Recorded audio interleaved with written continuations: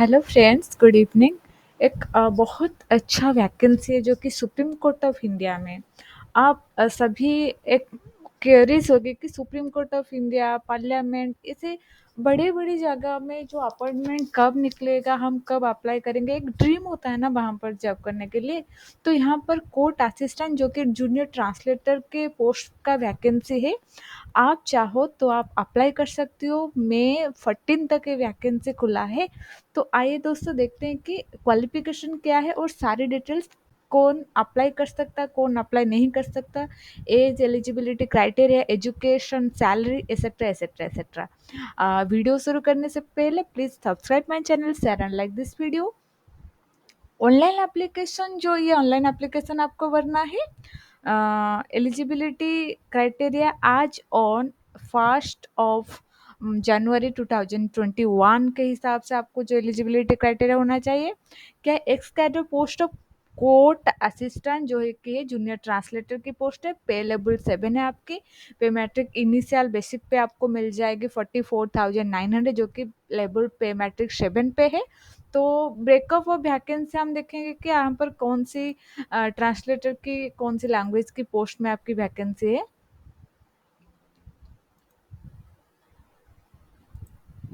एक minute, let me switch on my charger. हाँ, junior translator for translating judgement for English, from English to Assamese. यहाँ पर जो vacancy का आप ट्रांसलेटर का काम क्या है, जो भी आपका ट्रांसलेटर होगी, क्योंकि सुप्रीम कोर्ट ऑफ इंडिया में जो कि ऑफिशियल लैंग्वेज यूज करते हैं हिंदी या इंग्लिश होते हैं, मोस्ट ऑफ द इंग्लिश। तो आपको जो भी जजमेंट है इंग्लिश से, आपको लोकल लैंग्वेज जो कि आपके स्टेट की लैंग्वेज से ट्रांसलेट करना है। जैसे कि आसामीज हो गई, बंगाली हो गई, Telugu, Gujarati, Urdu, Marathi, Tamil, Kannada, Malayalam, Manipur, etcetera etcetera.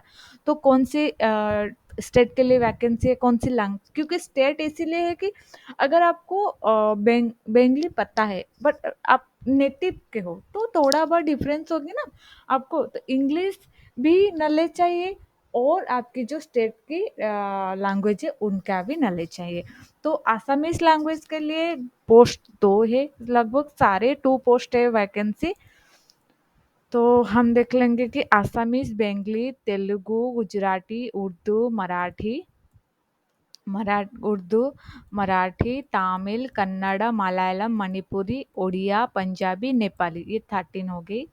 Okay, उसके बाद ये सारी 2 ही पोस्ट वैकेंसी है। पंजाबी या ओनली नेपाली लैंग्वेज के लिए एक ही पोस्ट है, वरना और सब के लिए आपकी 2-2 पोस्ट है। तो ये जूनियर ट्रांसलेटर की पोस्ट है। तो चलिए हम देखते हैं क्वालिफिकेशन क्या चाहिए आपको। ओके, क्वालिफिकेशन में आपको court assistant ex cadre junior translator की जो पोस्ट है, graduate from a recognise university with English and Assamese language as a subject. आपको जैसे कि ग्रेजुएशन है तो आप इंग्लिश एज ए सब्जेक्ट, क्या हो गया इसको, English as a subject, English and कोई आपकी स्टेट, जैसे कि उड़िया हो गया, उड़िया, या अगर आप बंगाली के लिए अप्लाई करो बंगाली, अब आप तेलुगु के लिए अप्लाई करो तेलुगु। तो जो भी आप लैंग्वेज के लिए आप अप्लाई कर रहे हो तो उसी के लैंग्वेज के हिसाब से आपको अप्लाई करना पड़ेगी। ओके, ठीक है।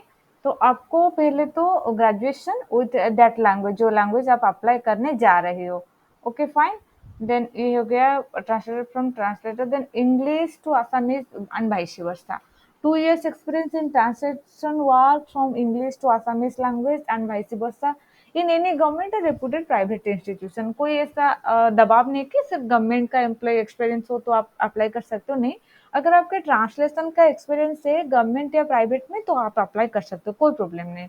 कंप्यूटर का नॉलेज होना चाहिए, क्योंकि ये तो आप पेन एंड पेपर से नहीं होगा, डीटीपी या टाइप होगी। तो proficiency in computer operation and knowledge of relevant office package, word accessing English and Assamese language. जो भी ऑफिस पैकेज होगी, जैसे कि आकृति हो और भी कोई जो कि supreme Court of India use कर रही हो, उनके हिसाब से आपको ट्रेंड होना चाहिए। ठीक है, क्योंकि आप ट्रांसलेटर हो तो आपको पता थोड़े बहुत होने चाहिए। तो वैसे ही सारी मैं रिपीट नहीं करूँगी, टाइम वेस्ट नहीं करूँगी आपके, वही सेम है। इंग्लिश एक कंपल्सरी है आपके ग्रेजुएशन लेवल का लैंग्वेज, जैसे कि कंपल्सरी सब्जेक्ट इंग्लिश होते हैं हमारे उड़ीसा में, इंग्लिश एंड उड़िया, आप दोनों को ही रखना है। तो ऐसे ही अगर आप वेस्ट बंगाल से बिलोंग करें तो आपको इंग्लिश एंड बंगाली, और आप आसाम से बिलोंग करे हो तो आपको English and Assam, English as a part and the particular subject you are going to apply for that, वो भी एक पार्ट होना चाहिए, ठीक है। तो ऐसे ही सारी चीजें कंप्यूटर नॉलेज तो मैं ये रिपीट नहीं करूंगी क्योंकि ये सारी सेम है, आप एक बार देख लो, ठीक है। ये हो गया, और हम जाएंगे कि examination of procedure, age requirement. Age में candidate applying for junior translator should have be above 18 years से आपको ज़्यादा होना चाहिए, और 32 ईयर्स से बिलो। यूजर रिलैक्सेशन जो कि S C S T O B C P H C ex serviceman dependent candidate के लिए जो है, फ्रीडम फाइटर के भी आपको मिल जाएंगे, ठीक है, as per the Supreme Court of India rule के हिसाब से। देन प्रोविजन क्या है आपके सिलेक्शन की, वो इम्पोर्टेंट है हमारे लिए, वो हम देख लेंगे। Scheme of examination selection for the post of junior translator जो है, वो है आपकी रिटिन टेस्ट एक होगी, उसके बाद आपकी जरूर टाइप या आपकी वाइवा या जो भी होगी, ठीक है। रिटिन में क्या होगी, written test on general English and general knowledge with multiple choice answer, objective type general knowledge से, जो कि current affair, general awareness, GS का टाइप का क्वेश्चंस होगी।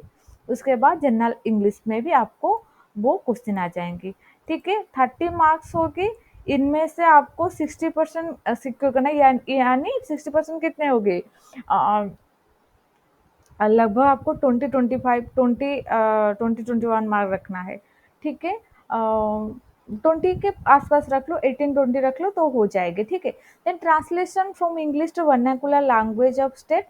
वर्नाकुलर मतलब अगर आप नेपाली के लिए अप्लाई कर रहे हो, नेपाली के लिए, तो वही आपके लिए वर्नाकुलर लैंग्वेज है। अगर आप बंगाली के लिए अप्लाई कर रहे हो तो बंगाली आपके लिए वर्नाकुलर लैंग्वेज, जो भी स्टेट लैंग्वेज में आप अप्लाई कर रहे हो।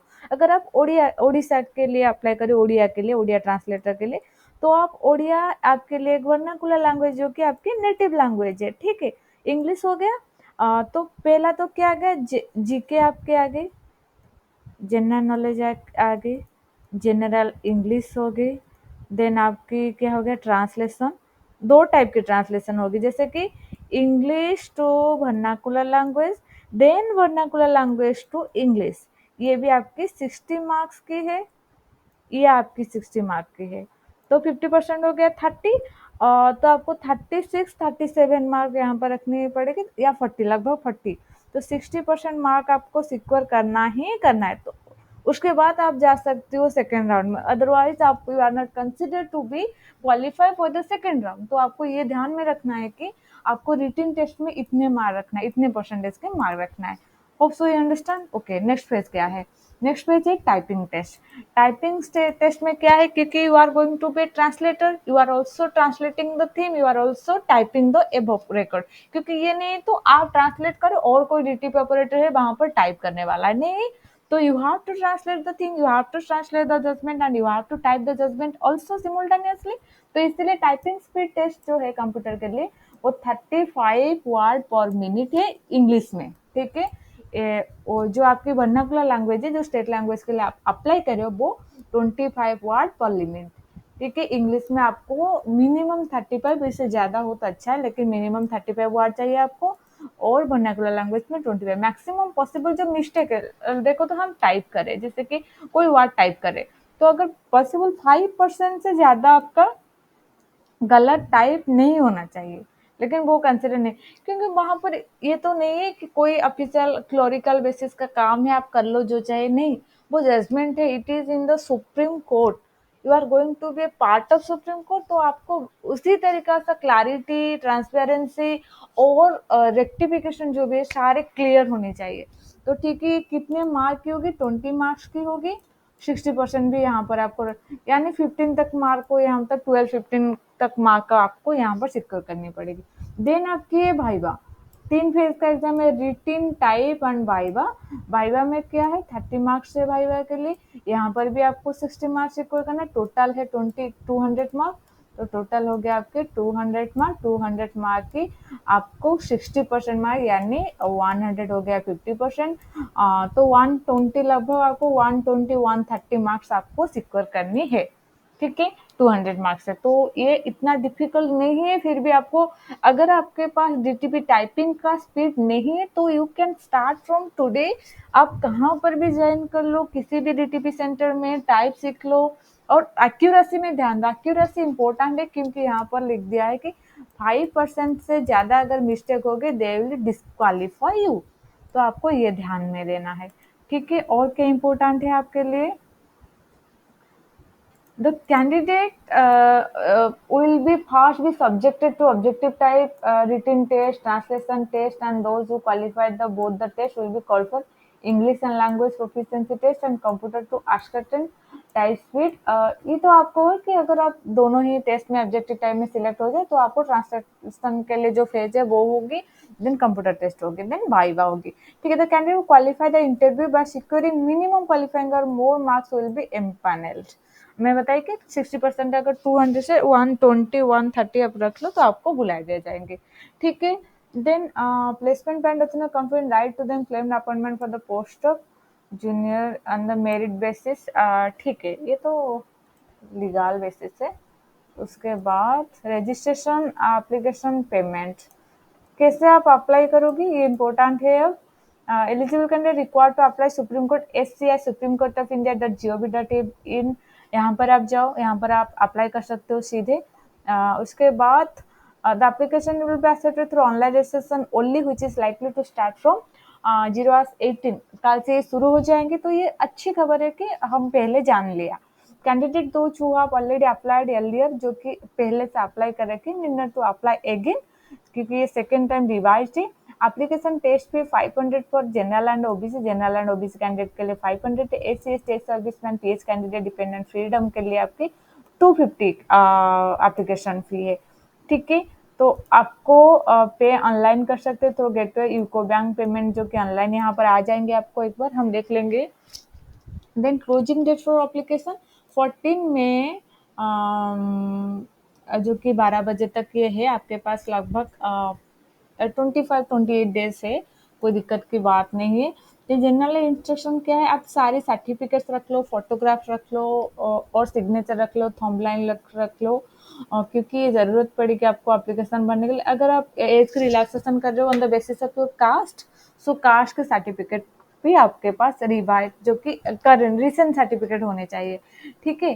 तो hope so you are this information will be going to help you those who are seeking for a translator position और ट्रांसलेटर जॉब, क्योंकि ये सुप्रीम कोर्ट में है। तो इट्स रियली इम्पोर्टेंट कि all should apply for that.